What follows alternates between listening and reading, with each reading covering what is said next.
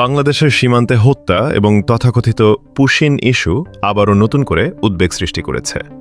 দ্বিপাক্ষিক সম্পর্ক ও আঞ্চলিক সহযোগিতার নানা আলোচনা চললেও সীমান্তে বাংলাদেশি নাগরিক নিহত হওয়ার অভিযোগ এবং জোরপূর্বক বিদেশি নাগরিকদের বাংলাদেশের ভেতরে ঠেলে দেওয়ার ঘটনাগুলো প্রশ্নের জন্ম দিচ্ছে।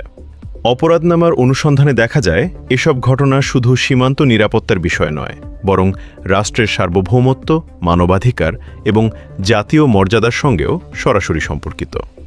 আন্তর্জাতিক আইন ও মানবিক নীতিমালার আলোকে সীমান্তে নিরস্ত্র মানুষের প্রাণহানি কিংবা কোনো রাষ্ট্রের ওপর অনাকাঙ্ক্ষিত জনসংখ্যাগত চাপ সৃষ্টি করার চেষ্টা উদ্বেগজনক বলেই মনে করছেন বিশ্লেষকরা। ১৯৪৭ থেকে ১৯৭১ আর সাম্প্রতিক গণ আন্দোলনের অভিজ্ঞতা বাংলাদেশের জনগণকে একটি বিষয় স্পষ্টভাবে শিখিয়েছে: জাতীয় স্বার্থ ও স্বাধীনতার প্রশ্নে আপোষের সুযোগ খুবই সীমিত। তাই সীমান্তে যে কোনো ধরনের আগ্রাসী আচরণ বা অনিয়মিত কার্যক্রমের বিরুদ্ধে কার্যকর পদক্ষেপ নেওয়া এখন সময়ের দাবি।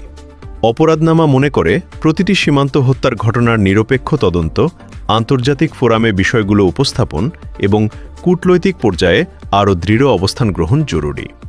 একই সঙ্গে সরকারের প্রতি আহ্বান সীমান্ত নিরাপত্তা আরও শক্তিশালী করা, সংশ্লিষ্ট বাহিনীকে প্রয়োজনীয় সক্ষমতা প্রদান করা এবং বাংলাদেশের সার্বভৌমত্ব রক্ষায় কঠোর ও কার্যকর পদক্ষেপ নিশ্চিত করা হোক। কারণ কূটনৈতিক সম্পর্কের ভিত্তি হওয়া উচিত পারস্পরিক সম্মান, সমমর্যাদা এবং আন্তর্জাতিক আইন, আর সেই মর্যাদা রক্ষার দায়িত্ব রাষ্ট্র ও জনগণ উভয়ের। অপরাধনামা, তথ্য, প্রমাণ, প্রকাশ।